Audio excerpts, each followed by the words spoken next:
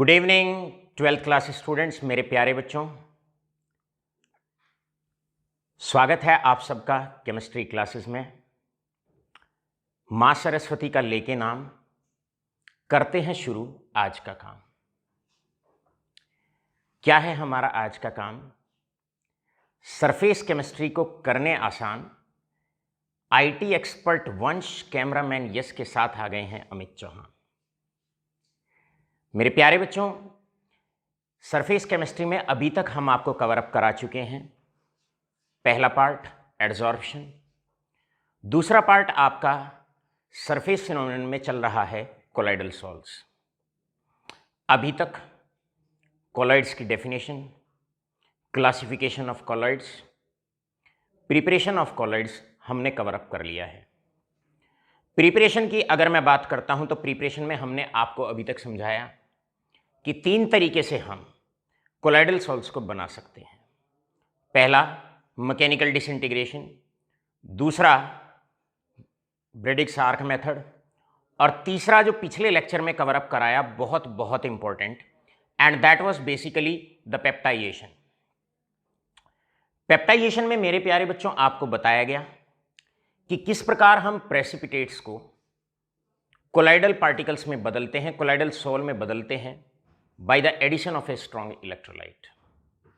और आपने देखा कि आपके जो कोलाइडल पार्टिकल्स होते हैं, जैसे हमारे पास प्रेसिपिटेट थे फेरिक हाइड्रोक्साइड के, और किस प्रकार वो स्ट्रॉन्ग इलेक्ट्रोलाइट में से एक कॉमन आयन को एडजॉर्ब कर लेते हैं, अपनी सरफेस पर एडजॉर्ब कर लेते हैं, और जिसकी वजह से वो आपस में एक दूसरे को रिपेल करते हैं और मीडियम के अंदर डिस्पर्स हो जाते हैं। आज हमारी बारी है प्रॉपर्टीज ऑफ कोलाइडल सॉल्व को डिस्कस करने की। कोलाइडल सॉल्व की प्रॉपर्टीज, सबसे पहली प्रॉपर्टी, क्योंकि बात पेप्टाइजेशन में कोलाइडल पार्टिकल के ऊपर जो चार्ज आता है उस पे आके खत्म हुई थी, तो आज की बात चार्ज से ही शुरू करते हैं। इसीलिए हमने पहला हेडिंग डाला हुआ है इलेक्ट्रिकल प्रॉपर्टीज। मेरे प्यारे बच्चों, कोलाइडल पार्टिकल्स पे चार्ज होता है, सिमिलर चार्ज होता है। तो सबसे पहले जानने की कोशिश करेंगे what is the origin of charge. What is the origin of charge, right? भाई चार्ज का क्या ओरिजिन होता है? आपने देखा फेरिक हाइड्रोक्साइड के पीपीटी नीचे बैठे हुए थे, ऊपर से आपने FeCl3 डाला, Fe3 पॉजिटिव को एडजॉर्ब कर लिया, एक आयन को एडजॉर्ब कर लिया, स्ट्रॉन्ग इलेक्ट्रोलाइट के आयन को एडजॉर्ब कर लिया प्रेसिपिटेट्स ने। मतलब सबसे पहला, अगर आपसे ये कोई क्वेश्चन पूछा जाता है what is the origin of charge, तो आप कहेंगे it is basically because of peptization. तो सबसे पहले आप पेप्टाइजेशन कह ही दें कि भाई पेप्टाइजेशन की वजह से चार्ज आता है। साथ के साथ एक बात याद रखें, कोलाइडल पार्टिकल्स बड़े होते हैं साइज में एज कंपैरिजन टू क्रिस्टलॉइड्स, और क्रिस्टलॉइड्स को हम ट्रू सॉल्यूशन के पार्टिकल्स भी कहते हैं, ट्रू सॉल्यूशन भी कहते हैं। अब क्योंकि इनका साइज बड़ा होता है तो एप्रिशिएबल सरफेस होती है। अब जिसकी सरफेस होती है वो सराउंडिंग से इलेक्ट्रॉन को भी कैप्चर कर सकता है और अपनी सरफेस पर बैठा सकता है। तो दूसरा तरीका, आपका चार्ज का दूसरा कारण इलेक्ट्रॉन कैप्चर भी हो सकता है। ये आपके जो पार्टिकल्स होते हैं ये सराउंडिंग से इलेक्ट्रॉन को भी कैप्चर कर सकते हैं। तीसरा, ये आपके आयन भी एडजॉर्ब कर सकते हैं फ्रॉम द सॉल्यूशन। अगर आप सॉल्यूशन में कोलाइडल पार्टिकल्स पड़े हुए होते हैं तो वहां से भी ये किसी ना किसी पर्टिकुलर आयन को एडजॉर्ब कर लेते हैं। तो आयन एडजॉर्प्शन, आयन एडजॉर्प्शन, अब जिसकी वजह से जन्म होता है कोलाइडल पार्टिकल्स पे चार्ज का, और क्योंकि कोलाइडल पार्टिकल्स पे चार्ज आ जाता है so it gives rise to the electrical properties to the colloidal sols and solutions, जिसकी वजह से कोलाइडल सॉल्व्स पे इलेक्ट्रिकल प्रॉपर्टीज का जन्म होता है। तो सबसे पहले एक बात ध्यान रखेंगे, कोलाइडल सॉल्व चाहे किसी भी माध्यम से बनाया जाए, किसी भी माध्यम से बनाया जाए, कोलाइडल पार्टिकल्स पे हमेशा चार्ज आ ही जाता है, सिमिलर चार्ज आ ही जाता है। अब चाहे पेप्टाइजेशन से आए, चाहे इलेक्ट्रॉन कैप्चर से आए, चाहे किसी आयन एडजॉर्प्शन से आए फ्रॉम द सॉल्यूशन, राइट। तो पहले क्वेश्चन की आप प्रिपरेशन करेंगे और कैसे करेंगे? पहला क्वेश्चन आपका सीधा सीधा यहां से पूछा जा सकता है, what is the origin of charge? Now the question that can be asked is what is the origin of charge? What is the origin of charge? भाई आपको चार्ज का ओरिजिन पता होना चाहिए, या इसमें आपसे साधारण वे में यह भी पूछा जा सकता है, what is the origin of electrical properties to the colloidal sol? मतलब बात एक ही है। एक बात हमेशा याद रखेंगे, कोलाइडल पार्टिकल्स पे सिमिलर चार्ज होता है, कोलाइडल पार्टिकल्स पे हमेशा चार्ज आ ही जाता है, irrespective of the means by which it is being formed. अब क्योंकि कोलाइडल पार्टिकल पे या तो पॉजिटिव चार्ज होगा या नेगेटिव चार्ज होगा, अर्थात सिमिलर चार्ज होगा। तो ये क्वेश्चन हम पहले भी आपको कवर अप करा चुके हैं, why are colloidal sols stable? मतलब कोलाइडल जो पार्टिकल्स होते हैं वो मीडियम में बने रहते हैं, वो कभी भी नीचे सेटल डाउन नहीं होते हैं, इसका मतलब मीडियम के अंदर स्टेबल होते हैं। तो स्टेबिलिटी का रीजन क्या होता है? स्टेबिलिटी का रीजन होता है, तो यहां पर आप सॉल्यूशन लिखने वाले हैं। स्टेबिलिटी का रीजन आपका होगा that is because of similar charge, क्योंकि कोलाइडल पार्टिकल्स पे सिमिलर चार्ज होता है, जिसकी वजह से कोलाइडल पार्टिकल्स कभी भी नीचे सेटल डाउन नहीं होते हैं, और जिस भी मीडियम में आपने बनाया है, बेंजीन में बनाया है, एसीटोन में बनाया है, इथेनॉल में बनाया है, उसमें वो फैले हुए रहते हैं, हेट्रोजीनियसली मिक्स हुए रहते हैं। अब यहां पर सेकेंड पार्ट आता है, जैसे कि आपको हमने कोलाइडल सोल्स में ये बताया, प्रीवियस लेक्चर में आपको बताया गया भाई एजीआई का अगर सोल बनाना है, अगर हम केआई ऊपर से डालते हैं तो AgI/I नेगेटिव कोलाइडल पार्टिकल बनता है, और अगर AgI का सोल बनाते हैं और उस पर AgNO3 अगर हम डालते हैं तो AgI/Ag positive positively charge colloidal particle का जन्म होता है या पॉजिटिव सोल बनता है। अब मान लो आपको कोई सोल बना के दे दिया जाए, तो आप कैसे डिटेक्ट करेंगे कि उस पर चार्ज कैसा है, किस टाइप का ये सोल है, पॉजिटिव चार्ज सोल है या नेगेटिव चार्ज सोल है, मतलब कोलाइडल पार्टिकल्स पे कैसा चार्ज है, आप कैसे डिटेक्ट करने वाले हैं? तो यहां पर हमारा नेक्स्ट हेडिंग होता है डिटेक्शन ऑफ चार्ज, कि आप किस तरीके से चार्ज को डिटेक्ट करते हैं, डिटेक्शन ऑफ चार्ज।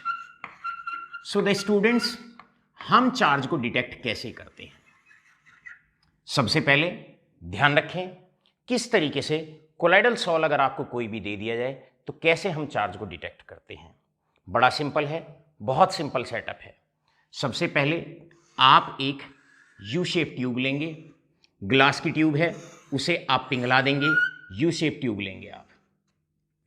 उसके बाद इसमें 2 इलेक्ट्रोड आप इंस्टॉल करेंगे। अब आपने 2 इलेक्ट्रोड इंस्टॉल कर दी, ये आपके पास 2 इलेक्ट्रोड हैं, यहां पर ये 2 इलेक्ट्रोड हैं। उसके बाद आपने करना क्या है, इन इलेक्ट्रोड्स पे लगा देना है इलेक्ट्रिक फील्ड। यहां पर आपने लगाया इलेक्ट्रिक फील्ड और बीच में आपने डाल दिया दैट इज कोलाइडल सोल आपने डाल दिया। यहां पर आपने कोलाइडल सोल डाल दिया, ये आपने कोलाइडल सोल। अब आप जानते हो कोलाइडल पार्टिकल्स पे चार्ज होता है, किसी भी टाइप का चार्ज हो सकता है, पॉजिटिव चार्ज या नेगेटिव चार्ज, कोई भी चार्ज हो सकता है। तो एक बार सेटअप को दोबारा से सीखते हैं। एक यू शेप ट्यूब ली, उसमें हमने 2 इलेक्ट्रोड इंस्टॉल कर दी, राइट, और उनमें लगा दिया इलेक्ट्रिक फील्ड।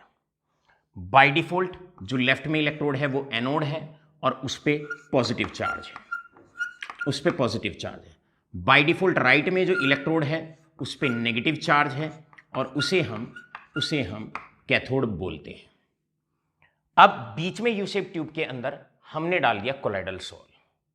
अब जैसे ही आप इलेक्ट्रिक फील्ड लगाते हो, जैसे ही आपने इलेक्ट्रिक फील्ड लगाया, इलेक्ट्रिक फील्ड लगाते ही माय डियर स्टूडेंट्स क्या होगा, जो कोलाइडल पार्टिकल्स होंगे क्योंकि वो चार्ज पार्टिकल्स हैं, क्योंकि उनके ऊपर चार्ज होता है, तो वो अपोजिटली चार्ज इलेक्ट्रोड की तरफ चलना शुरू कर देंगे। अब क्योंकि कोलाइडल पार्टिकल्स पे पॉजिटिव चार्ज है, तो ये जो नेगेटिव चार्ज इलेक्ट्रोड है उसकी तरफ मूव करना शुरू कर देंगे और उस इलेक्ट्रोड पे जाके बैठना शुरू कर देंगे, एक्यूमुलेट होना शुरू कर देंगे। तो यहां पर क्या होगा, ये भी इधर को मूव करना शुरू कर देगा और ये भी इधर को मूव करना शुरू कर देगा। यानी कि आपको क्या ऑब्जर्व होगा, आपको ऑब्जर्व होगा मूवमेंट, आपको ऑब्जर्व होगा movement of colloidal particles, movement of colloidal particles, CP का मतलब colloidal particles, towards oppositely charge electrode, towards oppositely charge electrodes, charge electrodes under electric field, under electric field, under electric field. और इस phenomenon को कहा जाता है, this phenomenon is known as electrophoresis, electrophoresis. तो आप जानने की कोशिश करेंगे भाई इलेक्ट्रोफोरेसिस का मतलब क्या है। भाई इलेक्ट्रोफोरेसिस का मतलब हुआ कोलाइडल पार्टिकल्स का ऑपोजिटली चार्ज इलेक्ट्रोड की तरफ मूव करना और उस पे जाके बैठ जाना under the electric field, under electric field. इस फिनोमिनन को इलेक्ट्रोफोरेसिस के नाम से पहचाना जाता है, राइट। तो इसका इलेक्ट्रोफोरेसिस का फायदा क्या हुआ, इससे हमें यह पता लग जाता है दोनों इलेक्ट्रोड पे से जिस इलेक्ट्रोड पे जाके कोलाइडल पार्टिकल्स डिपॉजिट होते हैं, एक्यूमुलेट होते हैं, मतलब चार्ज कोलाइडल पार्टिकल्स पे उस इलेक्ट्रोड के अपोजिट होगा। नेगेटिवली चार्ज इलेक्ट्रोड पर जाके अगर पार्टिकल्स डिपॉजिट होते हैं तो कोलाइडल पार्टिकल्स पे पॉजिटिव चार्ज है, क्योंकि वो नेगेटिव चार्ज प्लेट पर जाके डिपॉजिट हुए हैं तो उन पे पॉजिटिव चार्ज है, और आपका जो सोल है वो पॉजिटिवली चार्ज सोल है, राइट। तो चार्ज के डिटेक्शन के लिए अगर कभी भी कोलाइडल पार्टिकल्स पे या कोलाइडल सोल पे अगर चार्ज को डिटेक्ट करना हो तो जो फिनोमिनन हम यूज करते हैं उस फिनोमिनन को इलेक्ट्रोफोरेसिस के नाम से पहचाना जाता है। बहुत स्ट्रेट फॉरवर्ड क्वेश्चन यहां से आता है, और स्ट्रेट फॉरवर्ड क्वेश्चन बच्चों ये बनता है, आपसे क्वेश्चन पूछा जाता है भाई डिफाइन, डिफाइन, डिफाइन इलेक्ट्रोफोरेसिस, बिल्कुल सीधा। तो इलेक्ट्रोफोरेसिस में तो आपने करना क्या है, अगर आपसे इलेक्ट्रोफोरेसिस पूछा जाता है, अगर आपसे इलेक्ट्रोफोरेसिस पूछा जाता है तो सीधा आप कहिए movement of colloidal particles towards oppositely charge electrodes and get their accumulation on that electrode under electric field. Oppositely charge electrode की तरफ जाना, जाके वहां पर न्यूट्रलाइज होके सेटल डाउन इलेक्ट्रोड पे हो जाना अंडर इलेक्ट्रिक फील्ड, इसे इलेक्ट्रोफोरेसिस कहा जाता था। कुछ पुरानी किताबों को अगर आप देखते हो तो इलेक्ट्रोफोरेसिस का दूसरा नाम कैटाफोरेसिस भी कहा जाता है, इसको कैटाफोरेसिस भी कहा जाता है। भाई कैटाफोरेसिस इलेक्ट्रोफोरेसिस को क्यों कहा जाता है, इसलिए कहा जाता है अगर पार्टिकल्स इलेक्ट्रिक फील्ड लगाने पर अगर कैथोड पे जाके डिपॉजिट होते हैं, अगर पार्टिकल्स कैथोड पे जाके डिपॉजिट होते हैं तो इलेक्ट्रोफोरेसिस को कैटाफोरेसिस के नाम से भी पहचाना जाता है। मतलब movement of colloidal particles on cathode under electric field, this phenomenon is also known as cataphoresis. तो यहां पर आप एक क्वेश्चन और रिकॉर्ड कर सकते हैं, और क्वेश्चन ये रिकॉर्ड कर सकते हैं, right, why electrophoresis is also known as cataphoresis. Why electrophoresis, भाई इलेक्ट्रोफोरेसिस को कैटाफोरेसिस क्यों कहा जाता है। Electrophoresis is also known as cataphoresis. तो ये बड़े छोटे छोटे से क्वेश्चन होते हैं, इस टॉपिक को लेकर बहुत इंपॉर्टेंट होते हैं और स्ट्रेट फॉरवर्ड बनते हैं।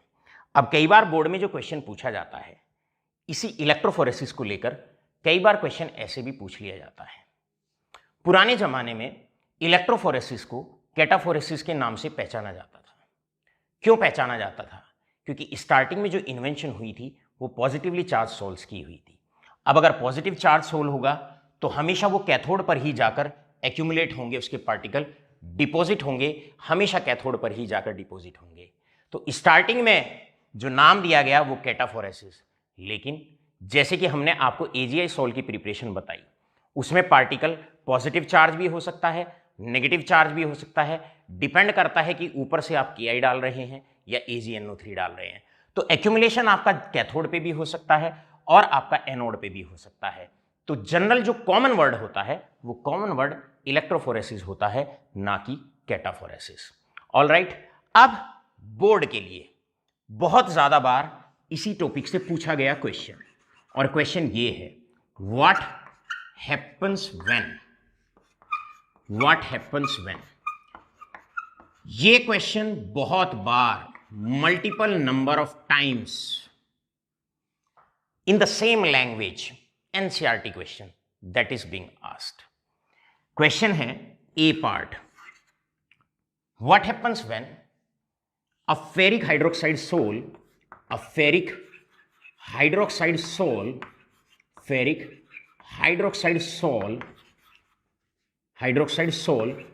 is subjected to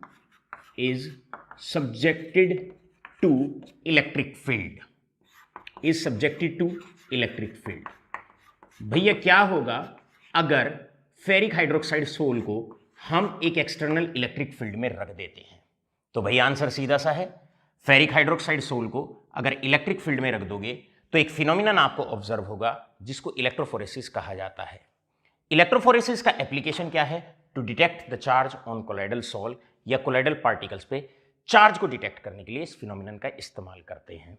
तो कई बार बच्चा क्या होता है, पहले पूरी स्टेटमेंट लिखेगा, भाई मूवमेंट ऑफ पार्टिकल्स ये and this under the electric field जाके डिपॉजिट हो जाना। देखिए आपने लिखना है, बिल्कुल लिखना है, लेकिन आपकी प्रेजेंटेशन बहुत काउंट करती है CBSE के अंदर। आप सबसे पहले इस क्वेश्चन का याद रखिए, जब आंसर लिखना शुरू करें तो आप सॉल्यूशन में सबसे पहले ये कहेंगे electrophoresis is observed. Electrophoresis is observed. तो सबसे पहले आप फिनोमिनन का नाम खोलने वाले हैं। प्रॉपर्टीज पर क्वेश्चन पूछे जाने की प्रोबेबिलिटी बहुत मैक्सिमम होती है, बहुत ज्यादा होती है। तो याद रखिए सटीक आंसर वही माना जाता है जहां पर आप एक टर्म से को लिखकर अपना एक्सप्लेनेशन स्टार्ट करते हैं। ऑलराइट, यहां पर आकर हमने आपको पहली प्रॉपर्टी पूरी अच्छी से समझा दी है, और पहली प्रॉपर्टी है आपकी दैट इज इलेक्ट्रिकल प्रॉपर्टीज। आशा करता हूं पूरी इलेक्ट्रिकल प्रॉपर्टीज, कैसे चार्ज आया, कैसे उस चार्ज को डिटेक्ट किया, ये सारा का सारा किस टाइप से इस पे क्वेश्चन बनते हैं, आशा करते हैं सारा बहुत अच्छे से आपके क्लियर हो गया होगा। अब चलते हैं नेक्स्ट प्रॉपर्टीज की तरफ। फटाफट से स्क्रीनशॉट लें, नोट डाउन करें और फिर हम इसको करते हैं रब। चलते हैं सेकंड प्रॉपर्टी की तरफ, और सेकंड प्रॉपर्टी है हमारी optical properties. Optical properties, optical properties का मतलब है कि किस तरह का बिहेवियर कोलाइडल सोल्स लाइट के प्रति अपना दिखाते हैं। ऑप्टिकल प्रॉपर्टीज, चलिए भाई करते हैं शुरुआत। ये हमारे पास लाइट की कोई बीम है, this is the beam of light. सबसे पहले मैं बजाय कोलाइडल सोल के मैं क्रिस्टलॉइड पार्टिकल्स को, जिनका साइज 1 नैनोमीटर से छोटा होता है, पार्टिकल्स काफी छोटे होते हैं, इन्हें क्रिस्टलॉइड्स कह दो या ट्रू सॉल्यूशन आप कह दो, राइट। जब हम लाइट को एक कंटेनर के अंदर ट्रू सॉल्यूशन अगर ले लें और लाइट को उससे पास करें तो पार्टिकल का साइज बहुत छोटा होता है और वो लाइट पर कोई इंपैक्ट नहीं देता। मतलब लाइट डालते हैं और लाइट सीधी उस सॉल्यूशन से निकल के चली जाती है। मतलब यहां से ये हमारे पास एक कंटेनर था, इसमें ट्रू सॉल्यूशन पड़ा हुआ है। ट्रू सॉल्यूशन के पार्टिकल्स अर्थात क्रिस्टलॉइड्स आप जानते हैं उनका साइज 1 नैनोमीटर से कम होता है, मतलब छोटा होता है। तो लाइट की रेज आती हैं, टकराती हैं और सीधे निकल जाती हैं। यहां से लाइट की जो रेज होती हैं या बीम ऑफ लाइट जो होती है वो as it is without any impact इससे पास हो जाती है। अब जैसे ही हम लाइट को पास करते हैं कोलाइडल पार्टिकल से। अब आप जानते हो जो कोलाइडल पार्टिकल्स होते हैं, कोलाइडल पार्टिकल का साइज बड़ा होता है, 1 नैनोमीटर से लेकर 1000 नैनोमीटर के बीच में होता है। कोलाइडल पार्टिकल्स का साइज बड़ा होता है, किससे किसके बीच में होता है? 1 नैनोमीटर से 1000 नैनोमीटर के बीच में होता है। अब जैसे ही लाइट टकराती है कोलाइडल पार्टिकल से, तो लाइट जैसे ही कोलाइडल पार्टिकल से टकराती है, साइज बड़ा होने की वजह से लाइट टकराई और टकरा के स्प्लिट हो जाती है इनटू वेरियस कलर्स। यहां से लाइट डिफरेंट कलर्स में स्प्लिट हो जाती है। इस फिनोमिनन को कहा जाता है टिंडाल इफेक्ट। यहां पर this phenomenon is known as Tyndall effect या टिंडाल इफेक्ट, जो आपको अच्छा लगे आप प्रोनाउंस कर सकते हैं। मतलब अगली बार हमने लाइट को पास किया कोलाइडल पार्टिकल से या कोलाइडल सॉल्यूशन से, तो क्या ऑब्जर्व होता है? ऑब्जर्व ये होता है कि लाइट जो होती है वो कॉन्स्टिट्यूएंट कलर्स में जिससे वो मिलके बनी हुई होती है उसमें स्प्लिट हो जाती है। यानी कि यहां पर आपने लिया एक कोलाइडल सॉल लिया, ये कोलाइडल सॉल लिया, ये उसके अंदर उसके पार्टिकल्स हैं, ये आपके कोलाइडल पार्टिकल्स हैं। कोलाइडल पार्टिकल का साइज बड़ा होता है, लाइट जैसे ही कोलाइडल पार्टिकल से टकराती है अपने कॉन्स्टिट्यूएंट कलर्स में स्प्लिट हो जाती है, टूट जाती है। लाइट का कोलाइडल पार्टिकल से या बड़े साइज के पार्टिकल से टकरा के कॉन्स्टिट्यूएंट कलर्स में टूट जाना, इस फिनोमिनन को टिंडल इफेक्ट के नाम से पहचाना जाता है। सबसे पहले आप डेफिनेशन इसकी नोट करें। Scattering of light into constituent colours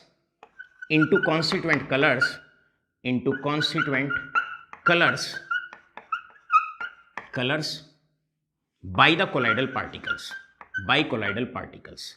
इस फिनोमिनन को टिंडल साइंटिस्ट ने ऑब्जर्व किया, इसलिए इस इफेक्ट को टिंडल इफेक्ट के नाम से पहचाना जाता है। पहला क्वेश्चन स्ट्रेट फॉरवर्ड, सीधा, और पहला क्वेश्चन आपसे पूछा जाता है डिफाइन टिंडल इफेक्ट। भाई आपको डिफाइन करना है, जैसे इलेक्ट्रोफोरेसिस पूछा गया, अब यहीं पर ऐड कर देते हैं कि बी पार्ट में आपसे पूछा जा सकता है डिफाइन टिंडल इफेक्ट। टिंडल इफेक्ट को आपको डिफाइन करना है, डिफाइन टिंडल इफेक्ट, राइट। आपसे पूछा जाएगा डिफाइन टिंडल इफेक्ट, राइट। अब जैसे ही लाइट टूटती है, कॉन्स्टिट्यूएंट कलर्स में टूटती है या लाइट बिखरती है, तो वो लाइट के जो कलर्स होते हैं वो चलते हुए दिखाई पड़ेंगे, कलर दिखाई पड़ेगा। जैसे लेजर लाइट होती है वो दिखाई पड़ती है। सर्कस में आपने देखा होगा, अब तो शहरों में कम लगते हैं, हमारे समय में तो बहुत सर्कस लगते थे। एक लाइट घूमती रहती थी, वो स्काई मतलब आसमान के अंदर वो लाइट दिखती थी। टिंडल इफेक्ट क्या होता है? जैसे ही लाइट चलती है तो हमारे एटमॉस्फेयर के अंदर जो पार्टिकल्स होते हैं वो कोलाइडल रेंज के या उससे जो बड़े पार्टिकल्स होते हैं, जैसे ही लाइट की रेज, बीम ऑफ लाइट उससे टकराती है, कॉन्स्टिट्यूएंट कलर्स में टूट जाती है और वो कलर्स हमें दिखाई पड़ते हैं, राइट। और भी बहुत सारे एग्जाम्पल आपके टिंडल इफेक्ट के होते हैं, बड़े सारे example day to day life में लाइट की स्कैटरिंग के बहुत सारे एग्जाम्पल्स हैं। चलते हैं इसमें नेक्स्ट फिनोमिनन की तरफ।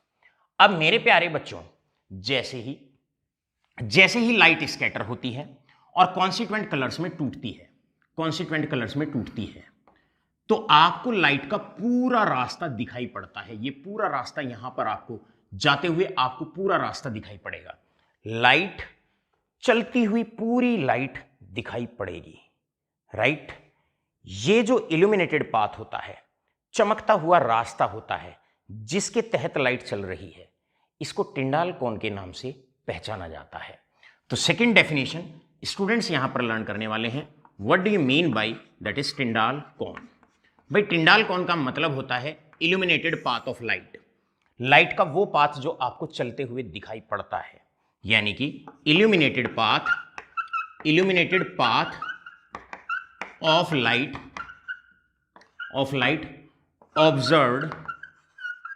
observed as a result of as a result of observed as a result of Tyndall effect.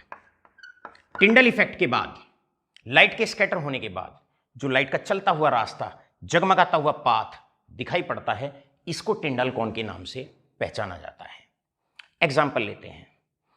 अंधेरे में आप जब बैटरी टॉर्च जब आप जलाते हैं तो टॉर्च की आपको जो लाइट होती है वो पूरी की पूरी आपको वो सर्कुलर लाइट आपको वो अच्छे से दिखती है, इसे टिंडल कोन कहा जाता है।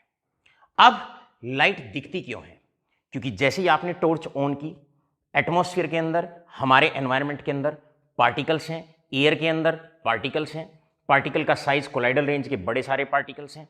लाइट जैसे ही उनसे टकराती है उसका कॉन्स्टिट्यूएंट कलर्स में स्प्लिट हो जाती है और इस फिनोमिनन को हम कहते हैं टिंडल इफेक्ट। वो जो रास्ता दिखाई पड़ता है उसे टिंडल कोन कहते हैं।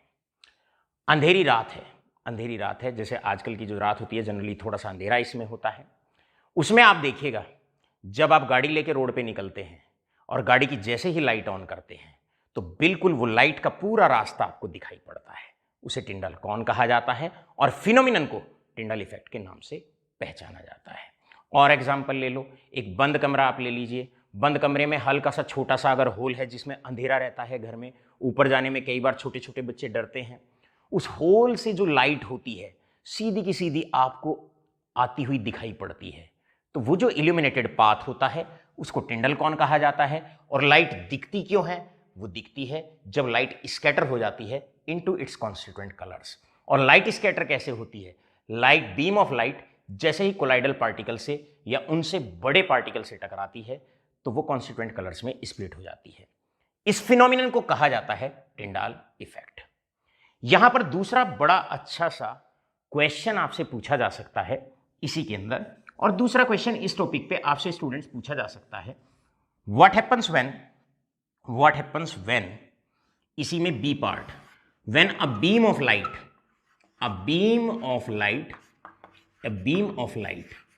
is passed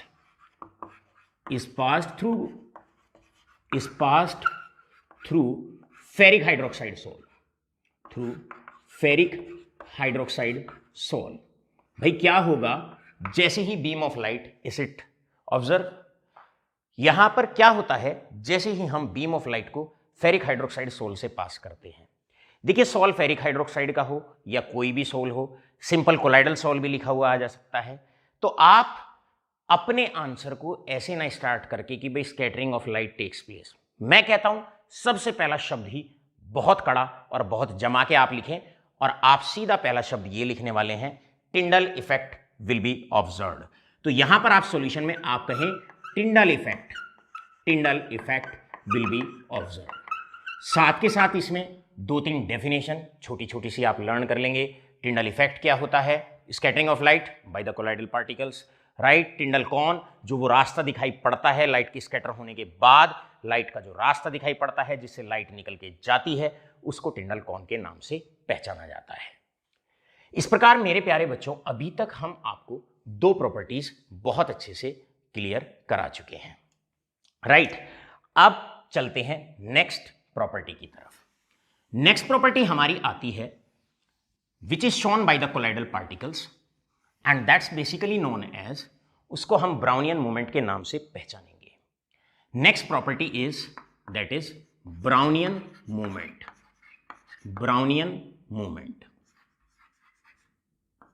next property is Brownian movement.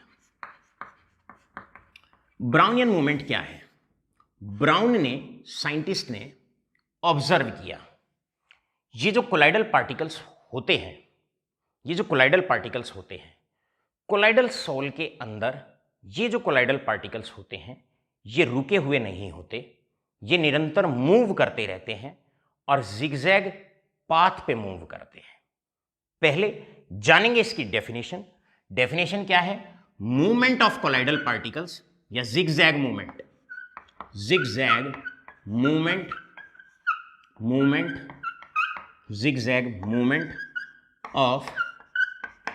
Of colloidal particles. मान लो ये आपके पास कोलाइडल पार्टिकल है, तो ब्राउन ने ऑब्जर्व किया कि ये जो कोलाइडल पार्टिकल होता है, राइट, ये कोलाइडल सॉल के अंदर स्थिर नहीं होता, कंटिन्यूअसली मूव करता रहता है। कभी इधर जाएगा, कभी इधर जाएगा, कभी इधर जाएगा, कभी इधर जाएगा, कभी इधर जाएगा, ऐसे ये particle continuously zigzag not defined path पे घूमता रहता है, निरंतर चलता रहता है। और इस मूवमेंट को कोलाइडल पार्टिकल्स के पहचाना जाता है ब्राउनियन मूवमेंट के नाम से। आप यहां पर अपनी एक और डेफिनेशन ऐड कर सकते हैं, और डेफिनेशन क्या ऐड कर सकते हैं? डेफिनेशन ऐड कर सकते हैं डिफाइन ब्राउनियन मूवमेंट। डेफिनेशन आप डिजाइन कर सकते हैं, लिख सकते हैं डिफाइन ब्राउनियन मूवमेंट। तो आप ब्राउनियन मूवमेंट पे लिखने वाले हैं zigzag movement of colloidal particles. Clear है? इन कोलाइडल सॉल्स, कोलाइडल सॉल के अंदर जो ये जिगजैग मूवमेंट होता है कोलाइडल पार्टिकल्स का, कभी ऐसे, कभी ऐसे, कभी ऐसे, जो ये मूवमेंट होता है, इसको हम ब्राउनियन मूवमेंट के नाम से पहचानते हैं। चलो लेते हैं ब्राउनियन मूवमेंट के 2-3 example day to day life से। एक छोटा सा बच्चा घर में 2.5 साल का, 3 साल का, जो अभी ताजा ताजा चलना सीखा है। अब बच्चे मन के सच्चे और सब उन्हें लाड़ भी बहुत करते हैं, प्यार भी बहुत करते हैं। अब बच्चे को खिलाने के लिए कई बार हम क्या करते हैं? शोर करते हैं, कुछ हल्का सा हंसी मजाक करते हैं और उसके पीछे दौड़ते हैं।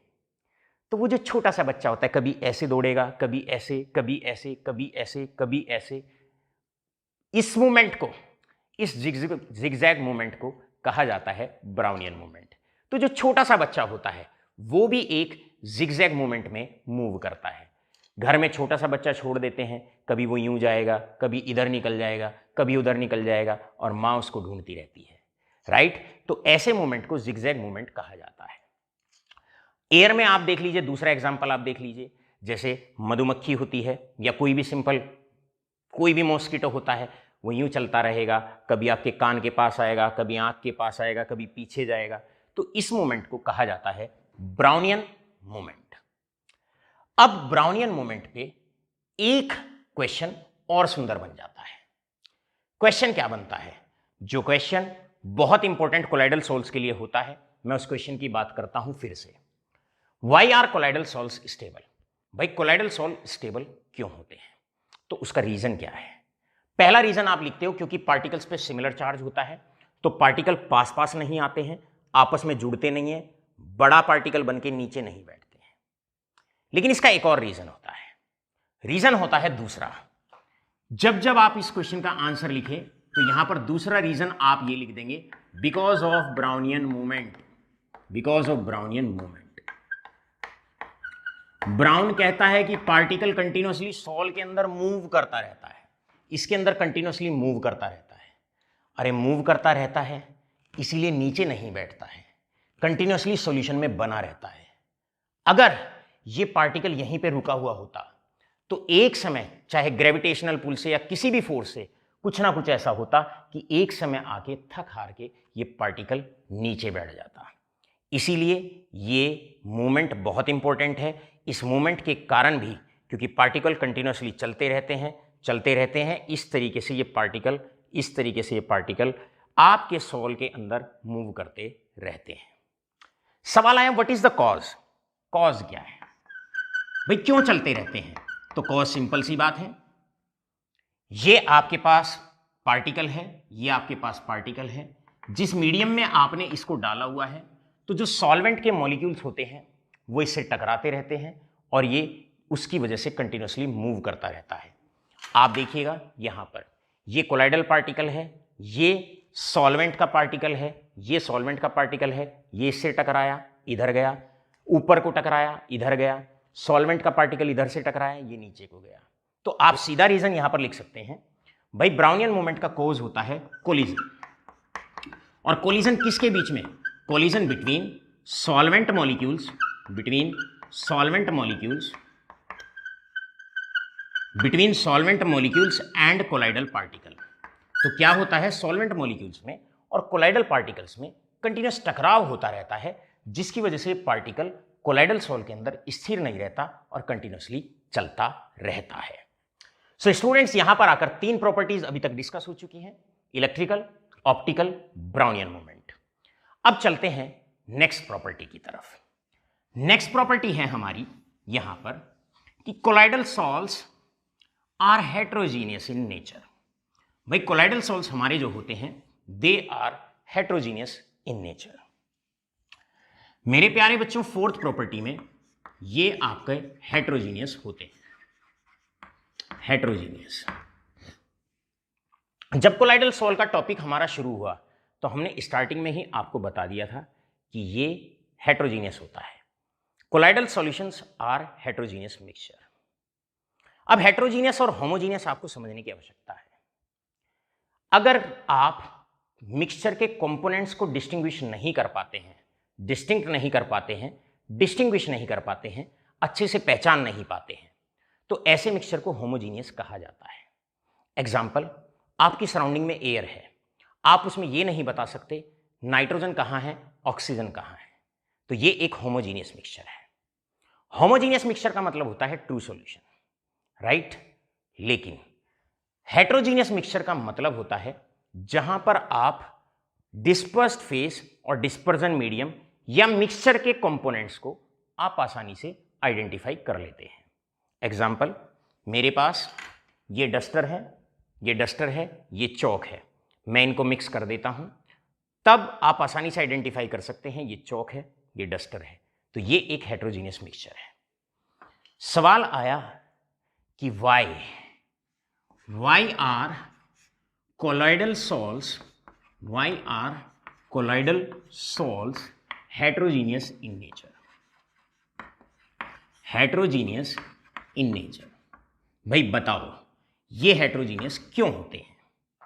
तो बड़ा साधारण सा है, क्योंकि कोलाइडल सॉल्ट के पार्टिकल्स को हम डिस्टिंक्ट कर सकते हैं, देख भी सकते हैं, और उसे जिस चीज को देख सकते हैं उसे अलग भी कर सकते हैं। चौक और मार्कर, क्लियर है, या मार्कर और डस्टर, आपको यह पता था कौन सी चौक है और कौन सा डस्टर है, तो आप चौक और डस्टर को अलग कर सकते हो। यानी कि आप कॉन्स्टिट्यूएंट के, आप जो कॉन्स्टिट्यूएंट्स हैं उनको आप डिस्टिंग्विश कर सकते हैं, अलग अलग कर सकते हैं। ऐसे मिक्सचर को हेट्रोजीनियस कहा जाता है। अभी आपने टिंडल इफेक्ट में देखा कि लाइट आती है, कोलाइडल पार्टिकल से टकराती है और कलर्स में स्प्लिट हो जाती है। जहां से वो लाइट स्प्लिट होना शुरू होती है, जहां से उसके कलर दिखने शुरू होंगे, समझ जाओ वहां पर एक कोलाइडल पार्टिकल है। तो कोलाइडल पार्टिकल को टिंडल इफेक्ट के माध्यम से भी देखा जा सकता है, और अगर देखा जा सकता है तो इसको डिस्टिंक्ट किया जा सकता है, इसको डिस्टिंग्विश किया जा सकता है, इसको अलग किया जा सकता है। तो जिसकी वजह से हम ये कह सकते हैं, प्रामाणिकता के साथ कह सकते हैं कि colloidal salts are heterogeneous in nature. तो आप चाहें तो इसके आंसर में बिल्कुल आप सीधे ऐसे लिख सकते हैं, because of Tyndall effect, because of Tyndall effect, या Tyndall effect proves that, Tyndall effect proves that, ये भी आप लिख सकते हैं कि colloidal salts are heterogeneous in nature. इसीलिए मेरे प्यारे बच्चों, हेट्रोजीनिटी की वजह से ही कोलाइडल सॉल्यूशन को अब हम कोलाइडल सॉल्यूशन नहीं कहते, हम कहते हैं कोलाइडल सॉल्व। सॉल्यूशन नाम जो दिया जाता है वो होमोजीनियस मिक्सचर को दिया जाता है, क्योंकि ये हेट्रोजीनियस होते हैं। That's why they are known as colloidal sols, इनको कहते हैं, ना कि कोलाइडल सॉल्यूशन इनको कहते हैं, राइट। चलते हैं फिफ्थ प्रॉपर्टी की तरफ। फिफ्थ प्रॉपर्टी है इनकी, that is, fifth property is stability. अब स्टेबिलिटी तो सारे बच्चे जान गए भाई, कोलाइडल पार्टिकल्स अर्थात डिस्पर्स्ड फेस और डिस्पर्जन मीडियम और पार्टिकल दोनों के दोनों स्टेबल होते हैं, मतलब दोनों आपस में हमेशा मिक्स रहते हैं। कोलाइडल सॉल्व में डिस्पर्स्ड फेस और डिस्पर्जन मीडियम को अलग नहीं किया जा सकता। क्यों नहीं किया जा सकता? मतलब अपने आप अलग नहीं होते हैं, इसका मतलब ये है। क्यों अलग नहीं होते हैं? उसका रीजन होता है because of similar charge and Brownian moment. Clear है? सो डिस्पर्स्ड फेस, डिस्पर्जन मीडियम आसानी से अलग नहीं होते हैं या अपने आप अलग नहीं होते हैं, तो हम कह सकते हैं colloidal sols are stable, they are stable. बढ़ते हैं लास्ट प्रॉपर्टी की तरफ, और लास्ट प्रॉपर्टी है जिसको हमने डिस्कस करना है, colligative properties. Colligative properties, colligative properties.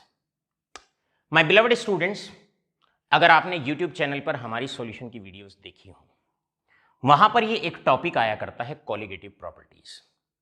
Colligative properties का मतलब होता है those properties of the sol और solution that depends upon number of particles, जो नंबर ऑफ पार्टिकल्स पे डिपेंड करती है। मतलब जिस सिस्टम में जितने ज्यादा नंबर ऑफ पार्टिकल्स होते हैं वैल्यू ऑफ कॉलिगेटिव प्रॉपर्टी उतनी ज्यादा होती है।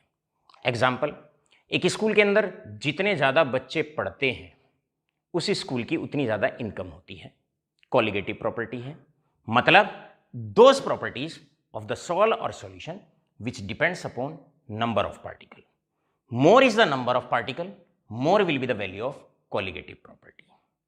राइट, चलिए देखते हैं कॉलिगेटिव प्रॉपर्टी के बारे में, कोलाइडल सॉल्व्स की बात जानने की कोशिश करते हैं, उसकी प्रॉपर्टीज जानने की कोशिश करते हैं।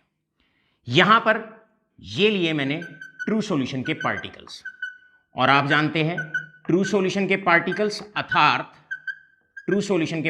अर्थात क्रिस्टलॉइड्स, मतलब वो पार्टिकल्स यहां पर जो साइज होता है वो 1 नैनोमीटर से छोटा होता है। साइज जो होता है वो 1 नैनोमीटर से छोटा होता है, किसके अंदर? ट्रू सॉल्यूशन के अंदर। अब मान लो मैंने यहां पर 10 ग्राम कोई सब्सटेंस लिया। अब 10 ग्राम में ट्रू सॉल्यूशन में तो इतने पार्टिकल्स आपके आएंगे, इतने पार्टिकल्स आएंगे, जबकि कोलाइडल सॉल्व्स के अंदर आप जानते हैं in case of colloidal solves particle का साइज बड़ा होता है, 1 नैनोमीटर से लेके 1000 नैनोमीटर के बीच में होता है। मतलब कोलाइडल पार्टिकल्स का साइज बड़ा होता है। तो अब 10 ग्राम में क्योंकि इनके पार्टिकल का साइज बड़ा होता है तो ये नंबर ऑफ पार्टिकल्स कम आएंगे फॉर ए गिवन सब्सटेंस। एक गिवन सब्सटेंस के लिए क्रिस्टलॉइड अर्थात ट्रू सॉल्यूशन में पार्टिकल्स ज्यादा आते हैं, जबकि कोलाइडल सॉल्व्स के अंदर कोलाइडल पार्टिकल्स की मात्रा कम रहेगी। क्यों कम रहेगी? क्योंकि साइज बड़ा है, तो एक गिवन वॉल्यूम में for a given mass number of particles colloidal sols के अंदर कम आएंगे। आप जानते हैं number of particles is directly proportional to the value of colligative property. तो इसका मतलब कॉलिगेटिव प्रॉपर्टीज की जो वैल्यू होंगी वो ट्रू सॉल्यूशन के केस में ज्यादा होंगी as comparison to the colloidal sols, as comparison to colloidal sols. क्योंकि कोलाइडल सॉल्व के अंदर पार्टिकल का साइज बड़ा होने के कारण नंबर ऑफ पार्टिकल्स कम आते हैं गिवन वॉल्यूम में, जिसकी वजह से value of colligative property colloidal sols की ट्रू सॉल्यूशन की रेस्पेक्ट में, क्रिस्टलॉइड्स की रेस्पेक्ट में कम होती है। राइट, अब यहां पर last question of the day हम लिखते हैं why elevation in boiling point for colloidal salts is less as comparison to true solution, तो आप जानते हैं कि ट्रू सॉल्यूशन में नंबर ऑफ पार्टिकल्स ज्यादा होते हैं, वैल्यू ऑफ कॉलिगेटिव प्रॉपर्टी, और कॉलिगेटिव प्रॉपर्टी जैसे elevation in boiling point, depression in freezing point, relative lowering of vapour pressure, delta TB का मतलब कॉलिगेटिव प्रॉपर्टी। तो कॉलिगेटिव प्रॉपर्टी की जो वैल्यू है कोलाइडल सॉल्व्स में कम क्यों होती है? क्योंकि पार्टिकल का साइज बड़ा होता है, नंबर ऑफ पार्टिकल्स कम होते हैं, और कॉलिगेटिव प्रॉपर्टी को आप जानते हैं depends upon number of particles. Right, यहां पर आकर आज हमने समाप्त की अपनी सारी properties of the colloidal solve, जिसमें हमने चर्चा की, सबसे पहले चर्चा की हमने इलेक्ट्रिकल प्रॉपर्टीज, ऑप्टिकल प्रॉपर्टीज हमने चर्चा में लिया, हमने चर्चा किया ब्राउनियन मूवमेंट के बारे में, हमने चर्चा की हेट्रोजिनिटी के बारे में, स्टेबिलिटी के बारे में, और लास्ट में हमने चेकआउट किया दैट इज कॉलिगेटिव प्रॉपर्टीज। सारी प्रॉपर्टी को अच्छे से पढ़ना है नोट्स में से। आपको जितना भी हमने आज के लेक्चर में समझाया है आपके पास हमारा पैकेज अवेलेबल है, सेम टॉपिक सेम हेडिंग, आज ही नोट्स में से पढ़िएगा और फेयर कॉपी में अपने नोट्स बनाइएगा। बहुत बहुत धन्यवाद।